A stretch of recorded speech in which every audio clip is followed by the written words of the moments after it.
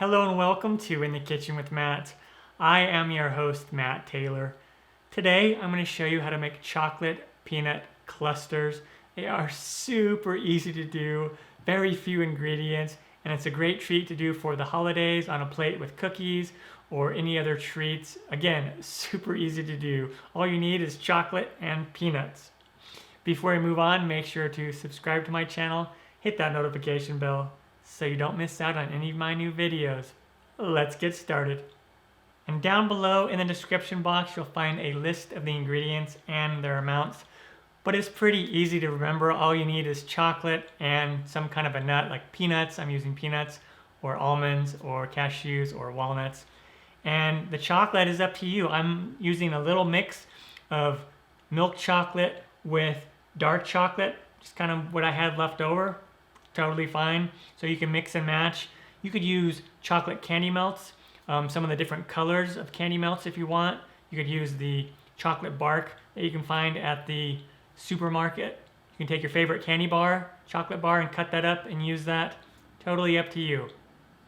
And I'm just going to melt the chocolate in the microwave using a microwave safe bowl. And I'm going to heat it on high for 30 seconds and then come in with a spoon and stir. And then 30 seconds, stir, 30 seconds, stir until it's nice and melted.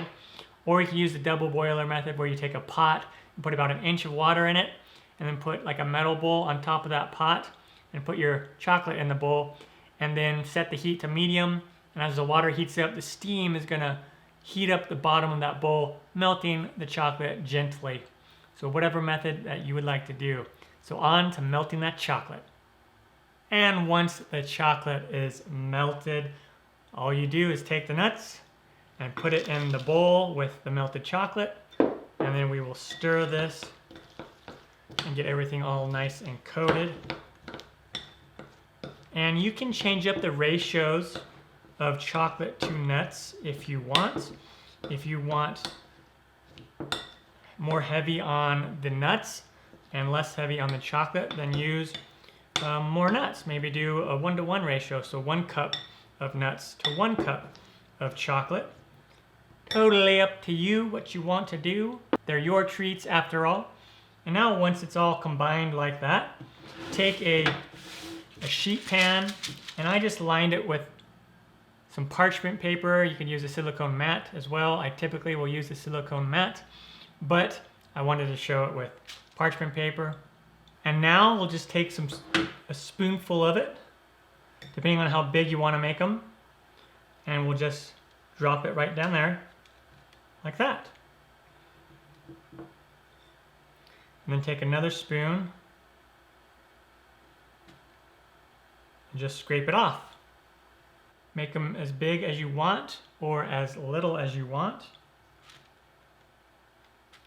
You can also line a muffin pan with paper cups and then drop these into the paper cups, and then they're already individually kind of wrapped for you. Like that would be great for like a gift.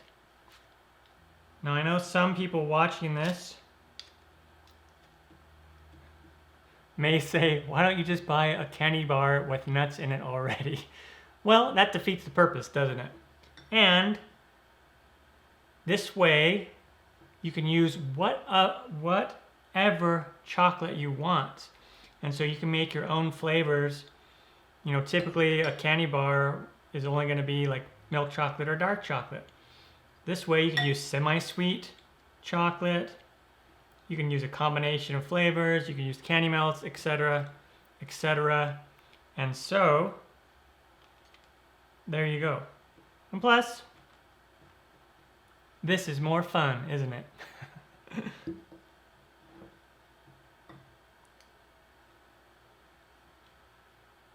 This recipe as is will make about 12 of them. So if you want to make a lot more of them, then just double the recipe. You can get 24. Again, depending on the size that you make them. And now we're going to pop these in the fridge for 15 to 20 minutes so they can set. And I want to point out something. If you use normal chocolate and you don't temper the chocolate, if your house is warm and you set these out for a long period of time, then they probably will get really soft on you. So you can just store them in the fridge.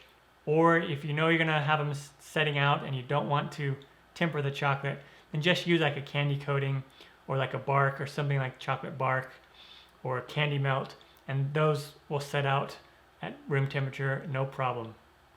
And when they come out of the fridge, they will look something like this, and they are ready to go. You can serve them as is, or we can come in here with some white chocolate, and I just put some white chocolate candy melts, or just white candy melts, in this disposable piping bag and melted them.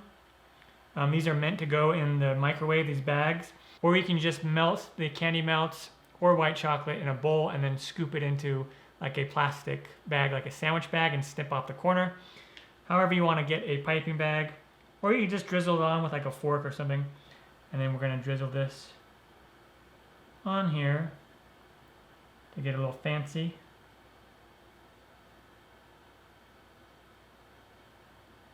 I'm going to do half of them with the white chocolate, the drizzle, and half of them without. And then you just let the white chocolate set again. You can put them back in the fridge if you do that, and it'll just take 10 to 15 minutes. And there we have it, chocolate peanut clusters. Super easy to do, very few ingredients. If I can do it, you can do it. I'm Matt Taylor. This has been another episode of In the Kitchen with Matt. Thank you for joining me. As always, if you have any questions, comments, or requests, put them down below and I will get back to you as soon as I can. Thumbs up, down in the corner, push it. Don't forget to subscribe to my channel and check out my other videos. Take care. Time for me to dive into one of these. Oh yeah. I'm gonna grab this one right here. Oh yeah.